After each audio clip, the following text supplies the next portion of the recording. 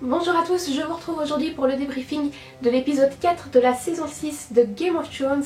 Alors évidemment, il y aura des spoilers sur l'épisode et je vais commencer tout de suite sans plus traîner parce qu'on a beaucoup de choses dont on doit discuter. L'épisode commence, comme d'habitude j'ai envie de dire, à Castle Black où Jon est en train de faire ses affaires et miracle, Sansa arrive alors qu'il n'est pas encore parti. Wouhou!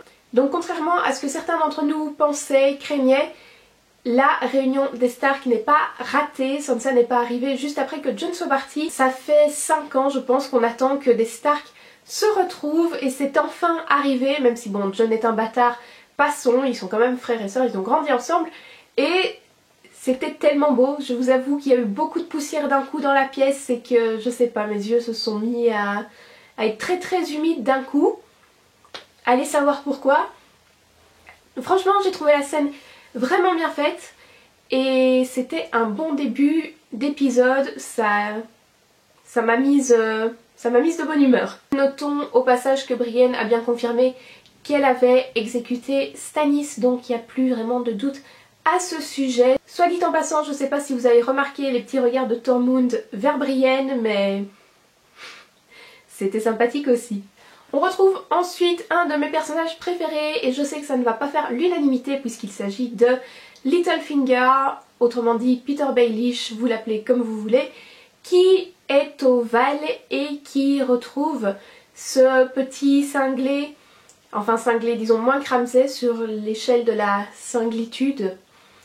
Oui c'est un mot que je viens d'inventer. Ce petit cinglé donc de Robin Arryn qui est en train de s'entraîner avec Lord Yohn Royce, ce qui n'a d'ailleurs pas froid aux yeux puisqu'il accuse Peter Baelish d'avoir livré Sansa au Bolton, mais Littlefinger nous rappelle qu'il faut pas se moquer de lui, qu'il faut surtout pas essayer de se mettre en travers de son chemin puisqu'il retourne la situation en environ un quart de seconde je dirais, et que c'est celui qui l'accuse qui manque de très peu de voler par la porte de la lune puisque le petit cousin de Sansa et des autres Stark d'ailleurs nous prouve qu'il est toujours aussi taré et que son seul but dans la vie est d'exécuter des gens en les faisant voler. Voilà. Ce qui est intéressant dans cette scène c'est qu'il est au courant que Sansa s'est échappée de chez les Bolton et qu'il est probablement allé retrouver Jon à Castle Black et ça peut être intéressant par rapport à des événements qui vont se passer plus tard dans l'épisode donc j'y reviendrai brièvement. On retourne ensuite à Meereen et c'est généralement pas les histoires qui m'intéressent le plus, celles qui tournent autour de cette cité. Donc on a Tyrion qui négocie avec les maîtres des esclaves pour arrêter l'esclavage, mais il ne veut pas le faire à la façon de Daenerys, c'est-à-dire immédiatement, tout de suite, sans condition. Il leur donne 7 ans pour abolir l'esclavage et en attendant, ils acceptent d'arrêter de financer les fils de la Harpie qui mettent la ville de Meereen sans dessus dessous. Donc ils négocient une paix au moins pour la cité et puis ils s'occuperont des autres cités par la suite. C'est pas un plan avec lequel Missandei et Grey Worm sont très d'accord. J'espère vaguement que Tyrion a un autre plan, c'est-à-dire que ce serait une phase 1 dans un plan plus large. Et aussi, s'il n'y a rien d'autre qui est prévu, je me demande comment Daenerys va réagir à tout ce que Tyrion fait en son nom, puisque il dit toujours que c'est la reine qui veut ci, la reine propose ça, et c'est pas vraiment la façon de faire de Daenerys.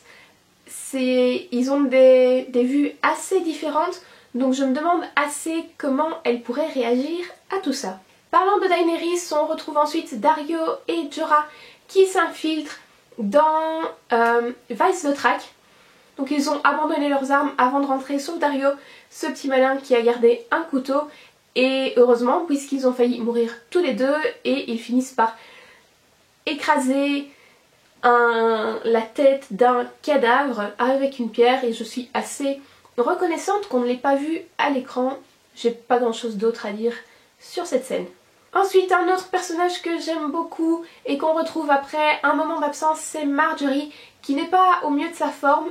Elle est amenée devant le High Sparrow qui lui raconte une petite histoire comme quoi il était cordonnier, blablabla. Je vous avoue que j'ai tendance à décrocher assez facilement quand c'est lui qui parle, donc j'ai pas vraiment suivi le truc.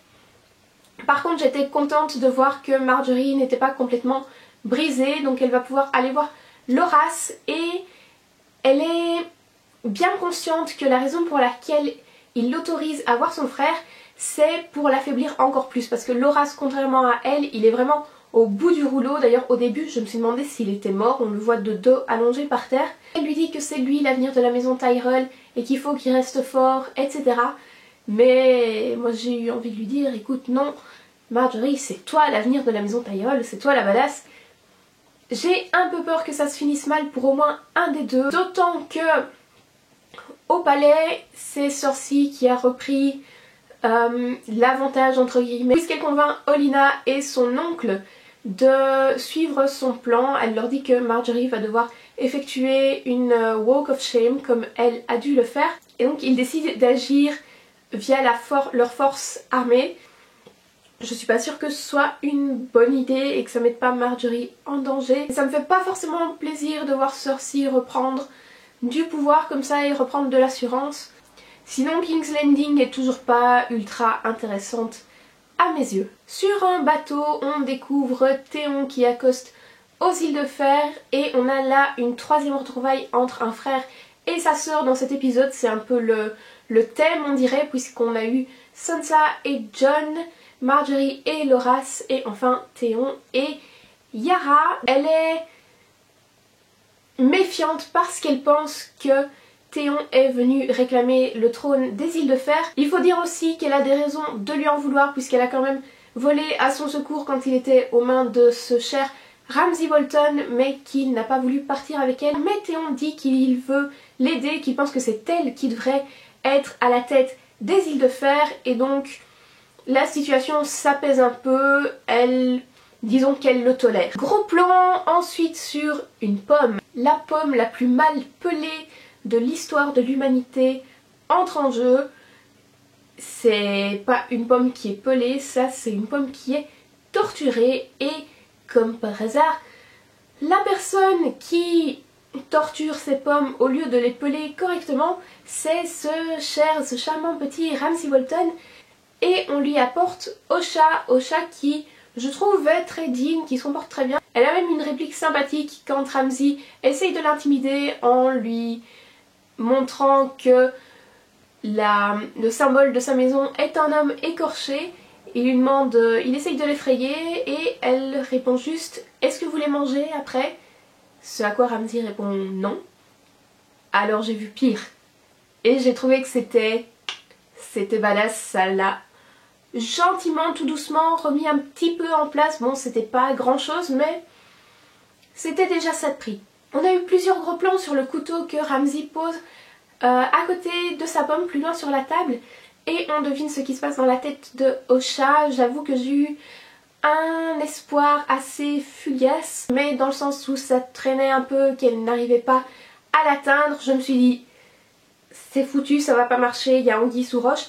Et de fait, Ramsay sort un autre couteau de sa manche et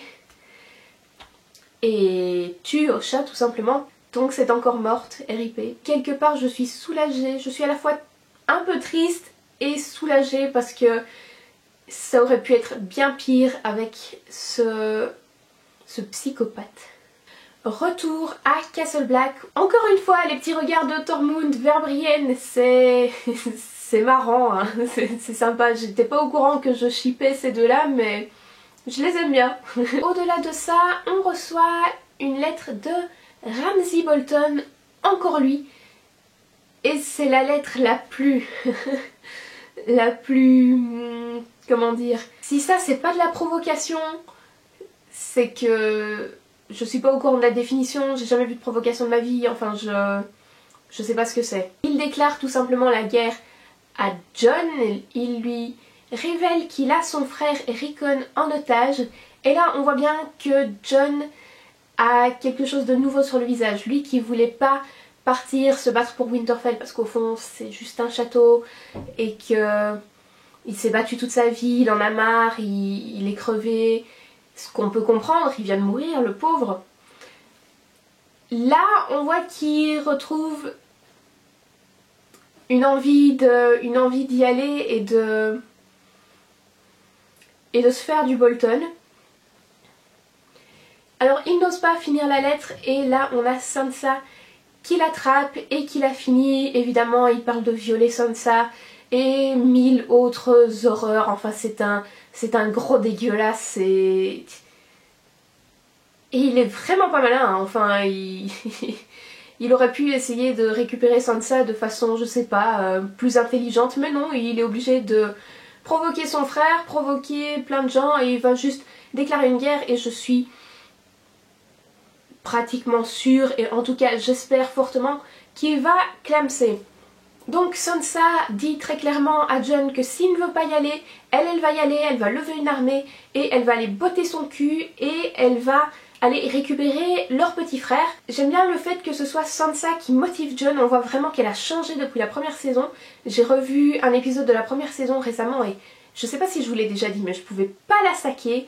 Et là on voit qu'elle est vraiment en train de se révéler, elle en a marre d'être une victime, elle prend les choses en main, surtout que maintenant elle a retrouvé des alliés, elle a Brienne, elle a Jon et je pense que elle va y aller, elle va tuer du Bolton, elle va se venger de tout le mal qui lui a été fait et j'adore ça, j'espère qu'elle va pas mourir tout de suite. Jon se laisse assez facilement convaincre. Je pense que si on est provoqué comme ça, on ne peut pas ne pas répondre à la provocation, ce n'est pas possible. Donc il demande à Sansa combien d'hommes elle pense que Ramsay a. Elle répond environ 5000. Puis Jon se tourne vers Tormund qui lui dit qu'il a environ 2000 hommes capables de se battre. J'ai assez apprécié comme Tormund trouvait ça presque évident de suivre Jon et que... Enfin cette solidarité là entre les Wildlings et Jon, j'ai trouvé ça... C'était beau quoi, c'était trop beau. Il manque environ 3000 hommes à Jon qui a l'air bien résolu à marcher sur Winterfell. Et c'est là que je vous disais que j'allais reparler de Littlefinger. Je pense que le Val et les Arryn ont une des armées les plus nombreuses, en tout cas dans le nord. Je pense que ils vont pouvoir la jouer fine et s'allier avec eux. En plus ils ont des liens de sang donc...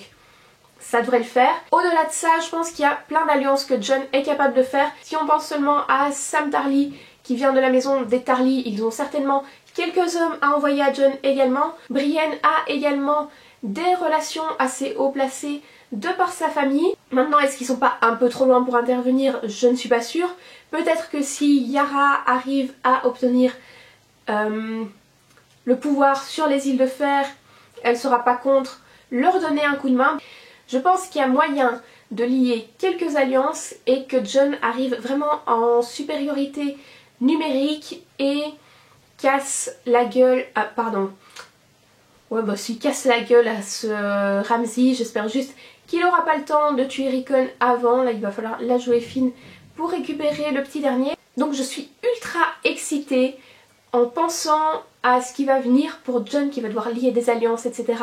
Et surtout Sansa qui est plus prête que jamais à se battre et à la jouer fine et à jouer au Game of Thrones au final. La dernière scène a son lot de surprises et d'événements excitants également puisque Daenerys se retrouve devant le Conseil des Khals et bah, comme ils sont très civilisés, ils lui proposent soit de rejoindre le Doge Khaline s'ils le veulent bien, soit de la vendre, de la violer, blablabla. Et comme elle ose exprimer son avis et leur dire qu'elle n'est pas d'accord qu'ils prennent les décisions à sa place parce qu'elle n'est pas n'importe qui et qu'elle va pas se laisser faire, ils proposent encore de la violer, puis de laisser leurs hommes la violer, puis de la faire violer par les chevaux si elle est toujours en vie. C'est très distingué. C'est très mignon. Puisqu'elle connaît les lieux, elle y était déjà venue avec Khal Drogo. Elle a eu le temps de penser un peu à son plan, c'est elle la chef et c'est comme ça. Sauf qu'ils lui répondent que jamais ils vont lui prêter allégeance ou lui obéir. Qu'est-ce qu'elle a cru, celle-là? C'est jamais qu'une femme. Bah non, je le savais, mais vous allez mourir. Donc elle les brûle vives très sympathiquement, elle pousse les 4... comment dire, les 4 barbecues. Tous les Dothraki viennent voir et au bout de quelques instants, elle sort, toute nue, des flammes sans aucune brûlure, sans aucune séquelle. Ça nous rappelle vaguement une scène où elle a fait pareil avec des dragons, tout le monde s'agenouille devant elle, sauf qu'ici la foule est un tout petit peu plus conséquente quand même. Et là c'est aussi une scène très puissante et on sent dans ces deux dernières scènes que les choses vont bouger.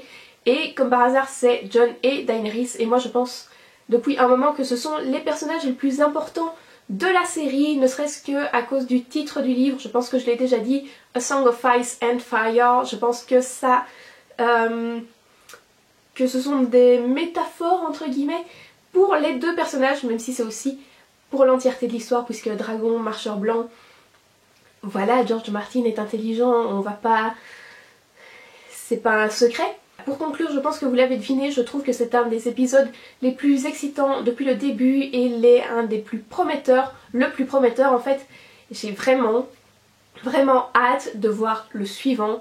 L'appel aux disparus de cette semaine n'en est pas vraiment un, puisque j'ai encore des personnages à citer mais j'ai pas envie de le faire cette semaine. Cette semaine j'ai envie de faire appel à une scène disparue, puisque il s'était passé tellement de choses qu'on n'a pas forcément remarqué, qu'on n'a pas eu la fin du flashback de Bran, et c'est ce que j'attendais de voir depuis la semaine dernière. Je veux la fin de ce flashback, je veux qu'on soit fixé et on ne l'est pas, donc nom de Dieu, donnez-nous la fin de ce flashback, j'en peux plus, je suis comme ça d'attendre. Donc voilà, c'est un appel à une scène disparue cette semaine pour changer un peu, et je demande qu'elle arrive dès le prochain épisode parce que j'attendrai pas un épisode de plus, ce n'est pas possible. Je veux savoir, on veut tous savoir, et donnez-nous plein de flashbacks de Bran parce qu'on adore ça. Nom de Dieu, les flashbacks de Bran, c'est la vie cette année. C'est tout ce que j'aime. Et voilà, donc je vous remercie d'avoir regardé cette vidéo. Je rappelle que c'est uniquement mon avis, ça n'engage que moi, je ne suis pas une professionnelle ou que sais-je. N'hésitez pas à me laisser vos propres avis dans les commentaires, à me dire si vous êtes d'accord avec moi, si vous n'êtes pas d'accord avec moi, ce que vous pensez qui va arriver, ce qu'il est possible, avec qui Jon va pouvoir faire des alliances par exemple, ou ce que Daenerys va faire de tous ces Dothraki. Dites-moi ce que vous en pensez, j'adore discuter avec vous. D'ailleurs je vous remercie beaucoup pour vos réactions sur les dernières vidéos, ça me fait vraiment plaisir de pouvoir vous... Pardon, ça me fait vraiment plaisir de pouvoir vous lire, d'avoir vos avis à tous. D'ailleurs il y en a certains qui sont tellement plus calés que moi que je pense que c'est vous qui devriez faire cette vidéo à ma place, mais enfin c'est pas grave. Je vous fais des bisous et je vous dis à la prochaine. Bye bye.